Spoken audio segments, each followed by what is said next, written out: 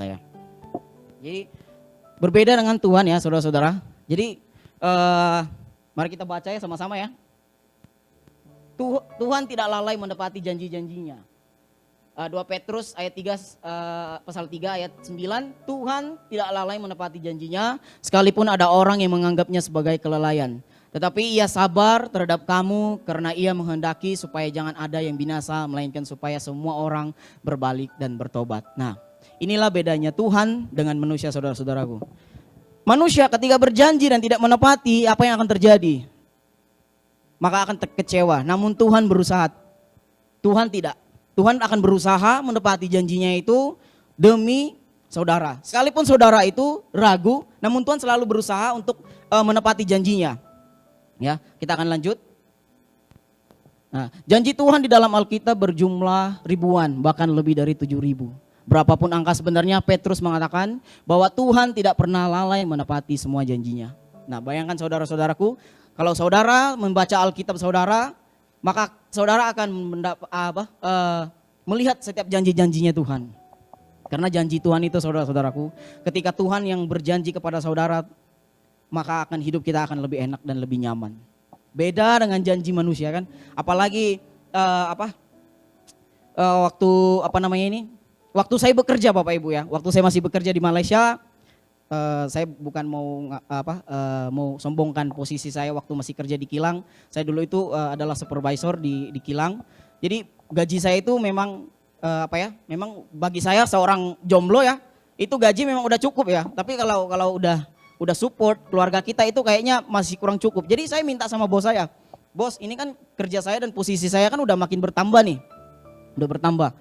Bos naik gaji lah, saya bilang gitu sama bos saya. Tapi bos saya bilang tunggu, nanti saya janji saya naik. Tapi karena perusahaan kita masih berjuang, nanti saya berjanji. Dia bilang saya berjanji, saya akan naik gaji katanya gitu. Itulah manusia. Jadi saya tunggu sampai saya resign saudara-saudaraku. Janji bosku itu nggak pernah ditepati. Nah itu manusia saudara. Namun Tuhan berbeda. Jadi waktu saya sudah berhenti, itu tahu nggak apa yang dilakukan bos saya? Sampai dia bilang, tolonglah. Jangan berhenti katanya. Jangan berhenti karena saya tidak lagi menemukan orang seperti kamu yang mengerti semua mesin ini. Karena di mesin bos saya itu saya semua ngerti. Jadi bos saya bilang itu, tolonglah nanti saya naikkan gaji. Bos, saya bilang bos sudah telat. Saya sudah memutuskan, saya sudah berjanji sama Tuhan. Ketika saya bertobat saya sudah berjanji sama Tuhan saudaraku. Saya akan melayani Tuhan dengan sepenuhnya. Makanya saya tepati. Makanya saya bilang, bos, mau naik pun berapa ringgit, bos, saya tidak mau lagi. Karena kenapa? Saya sudah berjanji sama Tuhan. Nah, ini kita harus berhati-hati saudaraku ketika kita berjanji sama Tuhan. Karena kalau kita tidak tepati janji kita itu, maka kita akan hidup susah. Percayalah.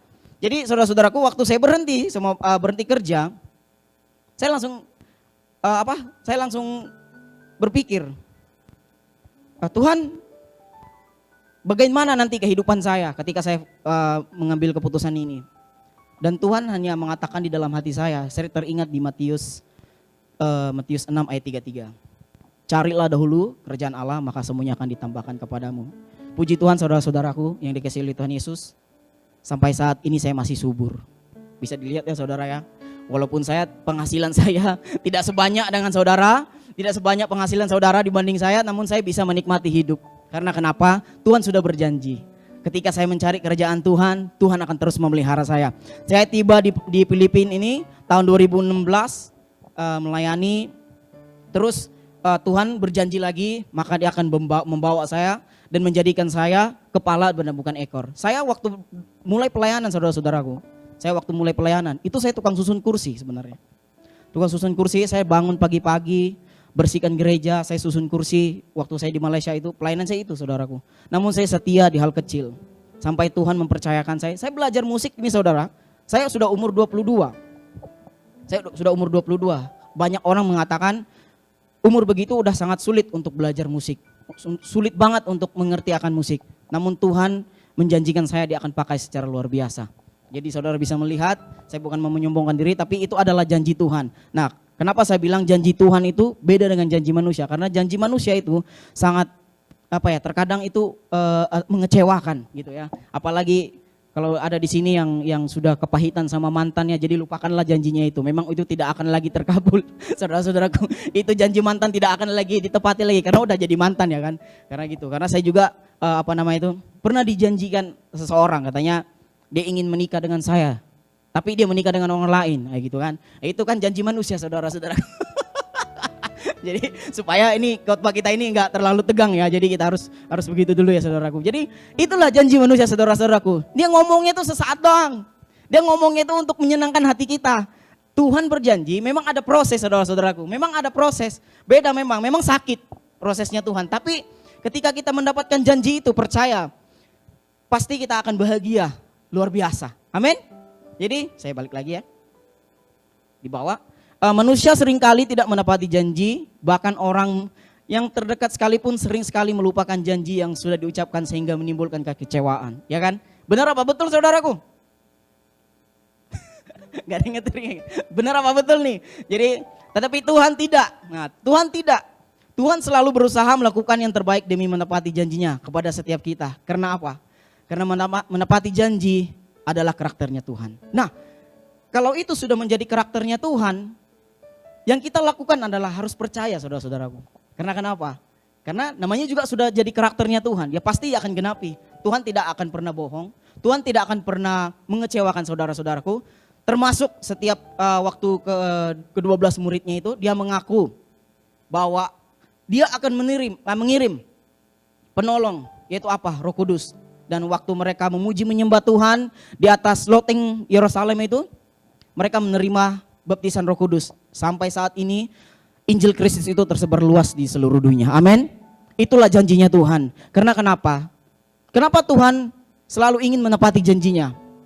Karena Tuhan ingin kita itu tidak binasa, saudara-saudaraku. Amin. Tuhan itu tidak ingin kita binasa. Tuhan itu ingin kita diselamatkan. Kita harus mengerti kenapa Tuhan, kan dia udah jadi Tuhan, kenapa dia menjadi manusia lagi untuk menyelamatkan? Nah, itulah Tuhan, itulah karakternya Tuhan, itulah kasihnya Tuhan setiap kita. Kalau Tuhan tidak turun dan mempersembahkan dirinya, tidak ada keselamatan hari ini saudara-saudaraku. Karena tidak ada lagi yang layak untuk dipersembahkan untuk menyelamatkan manusia. Amin. Jadi dia sendiri yang turun, dia mengambil rupa seorang hamba, korbankan dirinya demi menyelamatkan kita. Amin. Jadi itulah janjinya Tuhan untuk menyelamatkan manusia. Jadi mari kita juga belajar dalam kehidupannya Abraham ya. Abraham selalu percaya pada janjinya. Ada dua hal penting yang dilakukan Abraham untuk selalu percaya kepada Tuhan. Yang pertama, berjalan dengan iman, hidup seolah-olah telah menerima janjinya Tuhan. Kita akan bahas pertama. Mudah bagi kita untuk percaya pada janji Allah jika harapan kita lekas terkabul atau hidup sedang baik-baik saja. Namun ada yang harus kita lakukan agar mampu berpegang pada janji Tuhan dalam situasi sulit. Nah, mudah.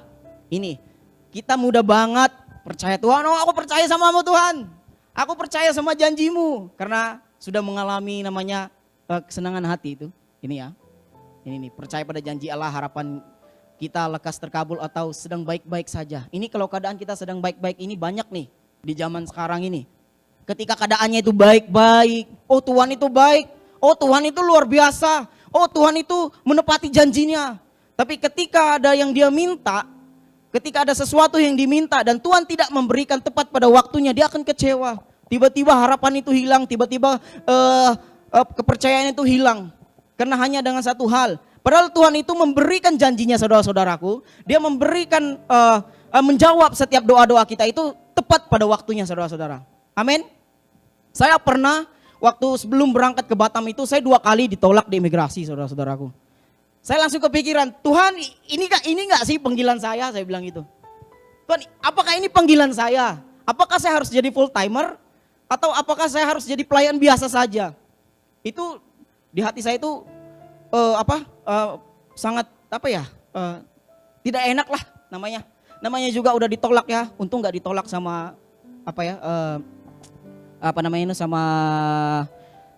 sama gembala kita di tempat ini ya, karena dia sangat mengasihi saya juga. Jadi waktu itu saya ditolak di imigrasi, itu belum masuk ke Indonesia saudara-saudaraku. Ini masih di imigrasi Filipina. Saya ditolak 2 kali. Alasannya kenapa? Karena alasannya karena saya mau ngapain katanya di Indo. Di Indonesia mau ngapain katanya, padahal jelas-jelas di paspor saya sudah ada permitnya bahwa saya akan kuliah di sana dan surat dari kampus juga sudah ada. Namun mereka tetap menolak. Wah, saya di situ langsung, saya pulang ke rumah misi, saya langsung berdoa, Tuhan, langsung bertanya, apakah ini benar-benar panggilan Tuhan? Apakah ini janji Tuhan dalam hidup saya? Saya bilang begitu. Nah, itulah manusia, saudara-saudaraku. Ketika kita tidak lagi senang hati, kita langsung lupa bahwa Tuhan itu kalau bekerja itu tepat waktu, saudara-saudaraku. Jadi waktu itu saya menunggu lagi sampai 2017 bulan 2 itu, karena saya waktu itu pengennya ikut cuman pelatihan pastoral 3,5 bulan melatih misionaris ya, ikut pelatihan misionaris. Jadi kalau kita bilang POAB lah. Jadi waktu itu saya berdoa, Tuhan, kalau Tuhan izinkan saya akan beranikan diri lagi untuk mau berangkat. Dan puji Tuhan, saudara-saudaraku, waktu bulan 2 itu, bulan September, bulan 2 di tahun 2017, saya langsung ke imigrasi dan puji Tuhan itu saya lulus. Dan tidak lagi banyak bertanya, itulah Tuhan. Sehingga ketika saya sampai di Batam itu semua proses yang saya lewati, semua keadaan yang tidak enak, itu tiba-tiba Tuhan gantikan dengan sukacita.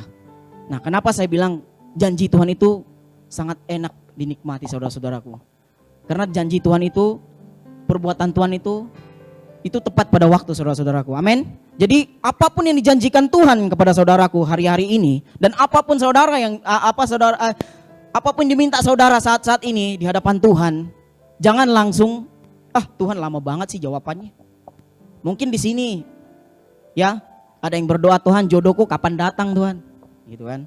Termasuk saya sendiri juga. Jadi mungkin ada di tempat ini yang sedang mencari jodohnya, sedang berdoa, sedang bergumul, Tuhan kapan saya menikah, kapan saya menemukan dia Tuhan. Percaya saudara-saudaraku, itu akan indah pada waktunya. Makanya sampai saat ini saya santai aja. Karena kenapa? Saya percaya Tuhan saya akan memberikan yang terbaik dari Tuhan. Amin. Dan Tuhan juga akan memberikan yang sama kepada saudaraku. Amin. Jadi tetapi tanpa iman tidak mungkin orang berkenan kepada Allah. Nah, ini saudara-saudaraku. Tanpa kita beriman di hadapan Tuhan, hidup kita tidak akan berkenan kepada Tuhan, ya. Amin. Barang siapa berpaling kepada Allah, ya harus percaya bahwa Allah ada dan bahwa Allah memberikan upah kepada orang yang sungguh-sungguh mencari Dia.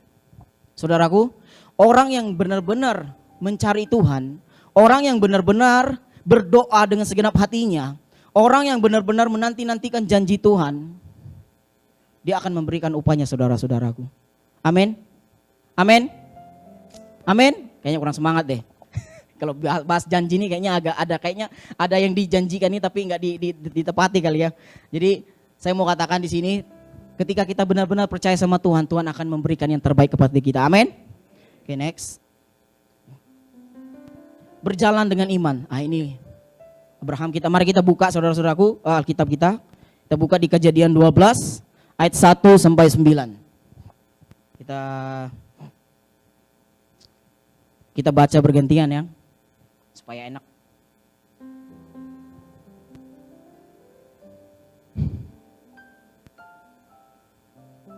Udah dapat semua? Saya ayat pertama dan saudara-saudara ayat kedua dan selanjutnya ya. Abraham dipanggil Allah. Berfirmanlah Tuhan kepada Abraham, pergilah ke negeri dan dari sanak saudaramu dan dari rumah bapakmu, dari rumah bapakmu ini ke negeri yang akan kutunjukkan kepadamu. Ayat 2.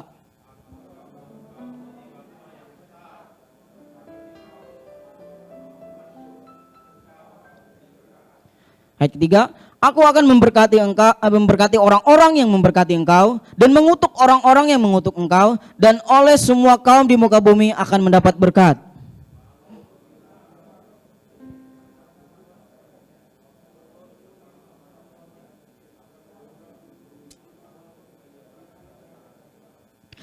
Abraham membawa Sarai istrinya dan Lot anak saudaranya dan segala harta benda yang didapat mereka dan orang-orang diperoleh mereka di Haran. Mereka berangkat ke tanah Kanaan lalu sampai di situ.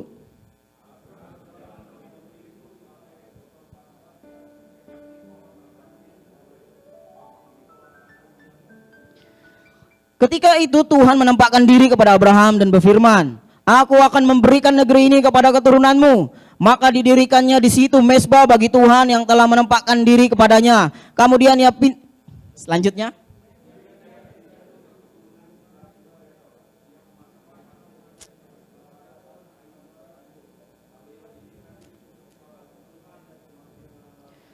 Sama-sama kita membacanya. Sesudah itu Abraham berangkat dan makin jauh ia berjalan ke tanah Negev. Amin. Saudara-saudaraku, Abraham dipanggil Tuhan pada usia 75. Saya dipanggil Tuhan pada usia 22. Bukan dipanggil di rumah Bapak ya saudara-saudaraku. Kalau dipanggil rumah Bapak kan gak mungkin saya berdiri di sini. Amin.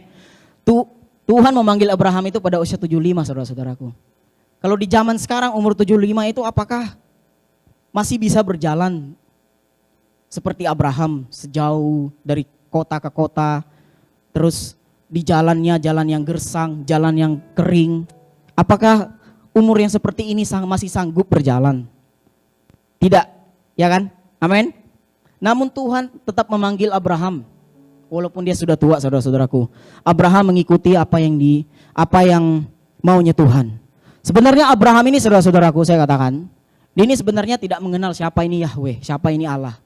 Dia tidak mengenal, namun Tuhan menunjukkan diri ini siapa dia. Namun Abraham ikut apa yang diinginkan Tuhan. Dia percaya bahwa Tuhan itu akan membawa dia ke tempat yang lebih baik lagi. Sebenarnya hidup Abraham waktu di kota dia sudah nyaman saudara-saudaraku. Dia sudah sangat kaya, namun dia tetap keluar. Nah, seringkali ketika kita nyaman di suatu tempat dan Tuhan cabut kita di tempat itu, menarik kita di tempat itu, apakah kita akan taat seperti Abraham? Abraham saudaraku, ketika dia sudah nyaman di kotanya itu, dia tetap mau pergi. Kenapa?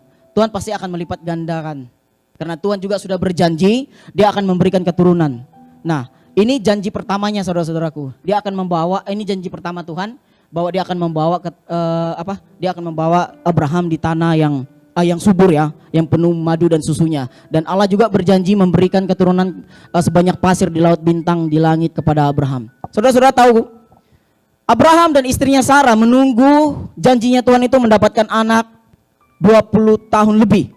Bayangkan 20 tahun lebih menunggu Ishak saudara-saudaraku. Dia menunggu Ishak untuk untuk sesuatu rencana Tuhan dalam hidupnya. Nah, terkadang kita juga baru saja berdoa hari ini, minggu depan kita sudah bersungut-sungut. Ada teman saya dulu, dia berdoa begini saudara-saudaraku. Dia berdoa begini, Tuhan, saya kan udah umur, dia kan dia ingin itu berdoa menikah itu di umur 25. Dia berdoa waktu itu dia umurnya 24 tahun. Dia berdoa, Tuhan, di umur 25 tahun kalau saya tidak menikah Tuhan, saya tidak mau mengikuti Tuhan lagi. Nah, dia berdoa seperti itu saudara-saudara. Nah, ketika dia berdoa dan Tuhan tidak menjawab doanya itu, dia tidak lagi melayani saudara-saudaraku. Malah hidupnya sekarang, tahu apa kerjaan saya sekarang saudara? Dia malah sekarang jadi tukang video kayak youtuber kayak gitu. Dia memburu hantu saudaraku di Sarawak sekarang di Malaysia. Itu kerjanya sekarang. Pelayanannya ditinggalkan dan malah memburu hantu. Saya mengerti kenapa Tuhan tidak menjawab doanya itu. Karena anak ini sangat playboy saudara-saudaraku. Dia sangat playboy, dia suka ganti cewek. Maka Tuhan juga tidak akan memberikan yang kalau dia tidak membereskan dirinya, maka Tuhan juga tidak akan memberkati saudara-saudaraku. Demikian juga kita sampai saat ini. Jangan heran kalau apa yang kita doakan kita belum mendapatkannya. Kita juga harus menyelidiki hati kita, diri kita sendiri. Kenapa Tuhan? Apakah ada yang salah? Itu harus kita mengerti saudara-saudaraku. Jangan bilang Tuhan itu jahat. Tuhan itu tidak pernah jahat kepada kita saudara-saudaraku. Tuhan itu tidak pernah jahat. Abraham aja saudara-saudaraku dibawa Tuhan keluar. Namun apa yang terjadi sekarang? Kita bisa melihat bangsa Israel ini keturunan Abraham saudara-saudaraku. Bangsa Israel, bangsa yang luar biasa saat ini. Amin. Nah, demikian juga kita. Kita ini seringkali ketika kita tidak Tuhan jawab apa yang kita doakan, kita itu langsung bersungut-sungut. Itulah manusia saudara-saudaraku. Namun Abraham tidak saudara-saudaraku ya. Dia taat kepada Tuhan, dia tetap keluar sehingga dia mendapatkan janji Tuhan itu yang pertama ya. yaitu mendapatkan Ishak. Itulah yang dijanjikan Tuhan kepadanya. Jadi di yang kedua ini, hiduplah seolah telah menerima janjinya Tuhan. Setelah melalui ujian iman pertama, yaitu menantikan keturunan Tuhan, kembali mencobai Abraham. Tidak tanggung-tanggung ia diminta mempersembahkan anak tunggalnya Ishak. Kejadian 22 ayat 1-2. Ya, saudaraku, bayangkan anak yang ditunggunya 20 tahun lebih itu Tuhan minta dia untuk mempersembahkan. Ada enggak di sini saudara-saudaraku ketika ketika saudara berdoa sudah mendapatkannya dan Tuhan tiba-tiba minta kembali lagi, apakah saudara sanggup memberikannya kembali seperti Abraham, saudara-saudaraku? Dan Abraham pergi dengan tidak ragu, dia percaya bahwa Tuhan itu bahwa Tuhan itu tetap sanggup mengembalikan hidupnya Ishak. Kenapa Abraham percaya? Kenapa dia melakukan dan taat kepada apa yang difirmankan Tuhan kepadanya? Karena dia selama 20 tahun juga dia sudah melihat mukjizat Tuhan. Mana ada di zaman sekarang yang umurnya sudah 80 bisa melahirkan lagi anak, saudara-saudaraku? Ada nggak? Bisa lihat nggak di video saat ini? Di viral kan tidak ada yang bisa kita lihat, ya kan? Itu di zamannya Abraham doang, saudara-saudaraku. Tuhan sanggup melakukan segala perkara, saudara-saudaraku. Mau muda, mau tua, Tuhan pasti akan berikan janjinya tepat pada waktunya, saudara-saudara. Nah, waktu Tuhan meminta Abraham untuk mempersembahkan Ishak itu, dia tidak ragu, saudara-saudaraku. Karena kenapa? Dia tahu bahwa Tuhan itu sanggup mengembalikan. Karena Tuhan kan berkuasa, saudara-saudaraku. Nah, ketika dia sudah mempersembahkan ini, habis ya.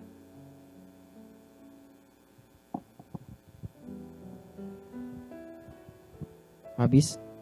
Oh, udah. Oke.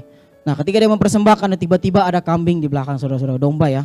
Tiba-tiba kita buka lagi di Kejadian 22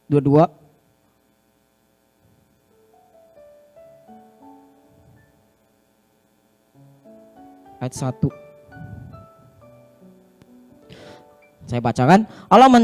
Setelah semuanya itu Allah mencoba Abraham, ia berfirman kepadanya, Abraham, lalu sautnya, ya Tuhan, firman-Nya, ambillah anakmu yang tunggal itu yang engkau kasihi, yakni Ishak, pergilah ke tanah Moria dan persembahkanlah dia di sana sebagai korban bakaran pada salah satu gunung yang akan ku katakan kepadamu.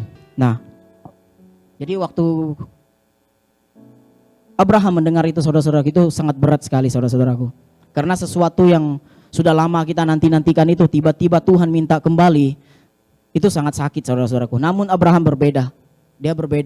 Dia percaya, dia seolah-olah sudah menerima janji itu.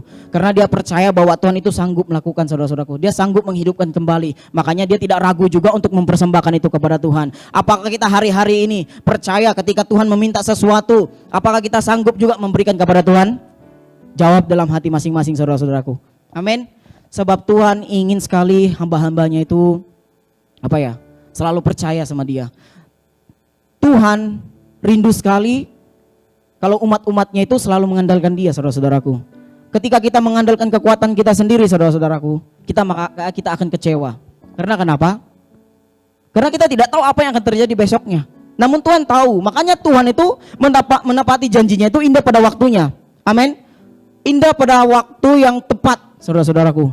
Makanya Tuhan itu memberikan janjinya itu bukan sembarangan, saudara-saudaraku. Karena dia sudah melihat masa depan apa yang akan terjadi. Ya, amin. Nah, kalau kita bersungut-sungut, kita akan menjadi seperti bangsa Israel. Saudara kalau pernah baca Alkitab saudara, pasti akan mengerti apa yang saya katakan ini. Bangsa Israel waktu itu mereka di tanah Mesir. Mereka diperbudak oleh orang Mesir 400 tahun. Dan Tuhan sudah cukup melihat penderitaan mereka. Dan hati Tuhan itu tergerak, saudara-saudaraku, untuk membawa mereka keluar. Singkat ceritanya, Musa dipilih oleh Tuhan memimpin bangsa Israel ini untuk membawa ke tanah yang sudah dijanjikan Tuhan kepada Abraham. Mereka menyeberang menyeberang laut. Dengan membelah laut itu Tuhan melakukan mujizat. Sebenarnya bangsa Israel ini sebelum sampai di tanah perjanjian mereka sudah banyak melihat mujizat. Namun waktu mereka sudah di padang gurun, mereka banyak sekali bersungut-sungut. Musa, mengapa engkau bawa kami ke tempat ini? Musa, mengapa engkau bawa ke tempat ini? Tidak ada air, tidak ada makanan. Padahal Tuhan itu sudah berjanji bahwa mereka itu tidak akan mati kelaparan, saudara-saudaraku.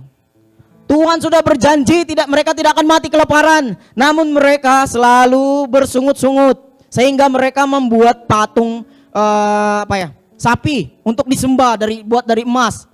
Karena mereka tidak lagi percaya sama Tuhan. Padahal mereka sudah melihat, siang malam mereka melihat perbuatan Tuhan.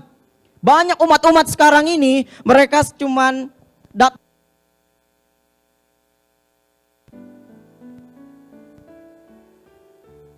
saudara, udah.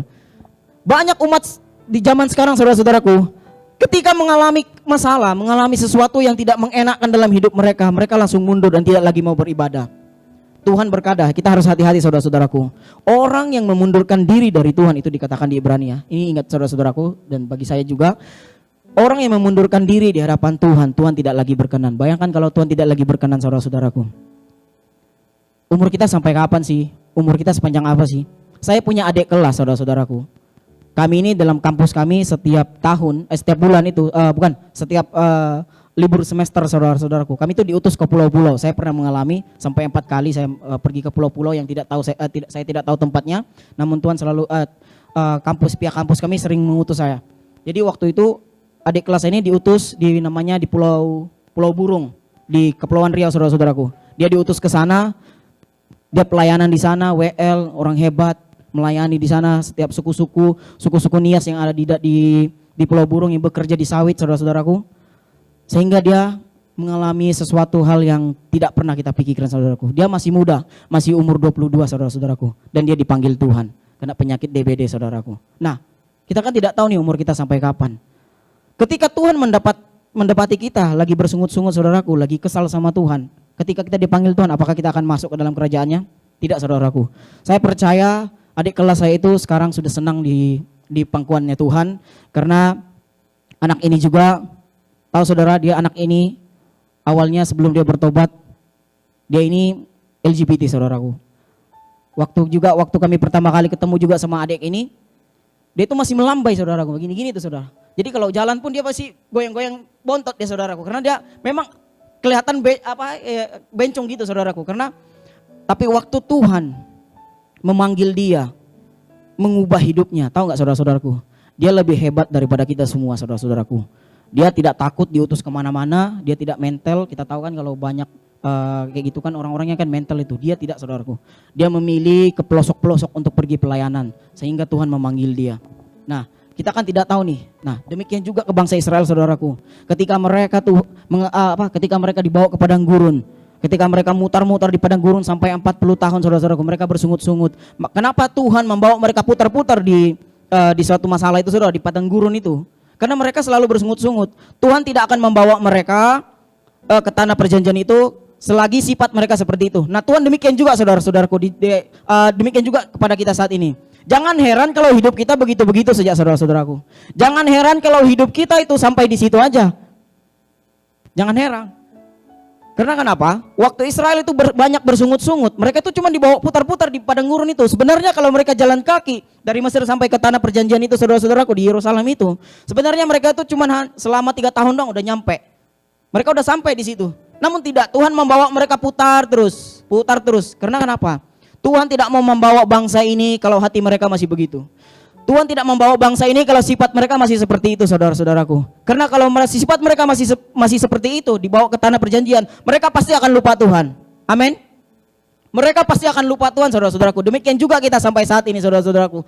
Kalau hati kita masih belum beres di hadapan Tuhan, kalau hidup kita masih belum benar di hadapan Tuhan, jangan heran kalau hidup kita itu begitu-begitu saja itu. Tuhan ini lagi, Tuhan putar lagi ke situ-situ lagi. Nah, demikian juga bangsa Israel begitu, saudaraku. Padahal cuma 3 tahun lo jalan kaki itu, saudara-saudaraku. Dulu kan belum ada bus, cuman onta doang. Onta pun mana sanggup 3 tahun gak minum-minum, ya kan? Gak sanggup. Jadi Tuhan itu bawa mereka putar-putar. Gak mungkin Tuhan membawa orang ini. Karena kalau dibawa Tuhan ini langsung bawa ke tanah perjanjian dengan sifat seperti itu, pasti mereka lupa. Sedangkan mereka aja udah melihat banyak mujizat, lupa mereka siapa Tuhan. Amin. Nah, jangan heran. Ya, saudara-saudaraku. Jadi waktu tahu, saudara-saudaraku, jadi generasi yang keluar dari tanah Mesir ini, saudara-saudaraku, Tuhan binasa. Jadi yang masuk ke tanah perjanjian itu adalah generasi yang baru. generasi yang sudah dilahirkan di tanah itu, di padang gurun itu, saudara-saudaraku. Itulah yang dibawa, kecuali Yosua dan Kaleb, karena Yosua menjadi pemimpin kedua setelah Musa. Nah, sedangkan Musa sendiri, saudaraku, tidak masuk di tanah perjanjian itu. Dia hanya melihat dari jauhnya. Karena kenapa? Waktu itu meninggal saudaranya, dan dia dan umat itu bersungut-sungut karena mereka udah mau mati kehausan. Karena mereka sangat haus sekali, sehingga Tuhan memerintah Musa, katakanlah kepada batu itu supaya batu itu mengeluarkan air. Namun beda yang dilakukan Musa, saudara-saudaraku, dia pukul pakai tongkatnya, dan Tuhan melihat itu kesal dan ganti dari perbuatan Musa itu, yaitu dia tidak bisa masuk dan tidak bisa menginjak kaki. Nah, demikian juga kita, saudara-saudaraku, kalau kita melakukan kesalahan, saudara-saudaraku, dan Tuhan sudah berjanji sesuatu, jangan heran kalau kita tidak akan mendapatkannya. Karena Tuhan itu ingin kita itu menikmati berkatnya itu dengan hati yang tulus, hati yang benar di hadapan Tuhan. Jadi bangsa Israel ini waktu mereka berjalan dipimpin oleh Yosua, mereka itu sampai masuk ke tanah perjanjian. Dan saudara-saudaraku, apalagi yang terjadi, banyak sekali mujizat yang dialami oleh bangsa ini, sehingga mereka melawan juga orang-orang Yeriko. Bayangkan tembok itu sebesar apa, namun mereka tidak melakukan apa-apa, saudara-saudaraku. Namun Tuhan berjanji, saya akan berperang, saya akan berdiri di hadapan saudara, di hadapan kamu. Saya akan melawan sendiri bangsa itu. Dan yang Tuhan perintahkan kepada mereka adalah memuji, menyembah, memutar kota itu, saudara-saudaraku. Apa yang terjadi? 7 kali mereka putar, tembok itu rubuh sendiri, saudaraku. Demikian juga kita, saudara-saudaraku, ketika kita mengalami masalah dan Tuhan bilang, santai, saya akan menolong saudara, maka dia akan berdiri di hadapan kita dan menolong kita. Banyak masalah yang akan kita hadapi, saudara-saudaraku, Tuhan pasti akan tolong. Karena janji Tuhan, dia akan ingin selalu menepatinya, karena itu adalah karakternya Kristus, karena itu adalah karakternya sendiri, maka dia tidak bisa menyangkal karakternya itu, saudara-saudaraku. Dia tidak bisa menyangkal janjinya sendiri. Karena kenapa? Dia ingin kita itu tidak binasa, saudara-saudaraku. Dia ingin kita diselamatkan, amin. Yang rindu diselamatkan, yang rindu masuk ke dalam kerajaan surga, angkat tangan. Haleluya, haleluya. Ya, saudara-saudaraku, kesimpulannya, kita harus hidup benar di hadapan Tuhan supaya kita dapat menerima janji Tuhan. Yang pertama, ya saudaraku, kita harus hidup benar di hadapan Tuhan supaya kita dapat menerima janji Tuhan. Yang kedua, menantikan janji Tuhan dengan sabar, karena waktu Tuhan adalah waktu yang sempurna. Amin. Mari kita tundukkan kepala kita, saudara-saudaraku.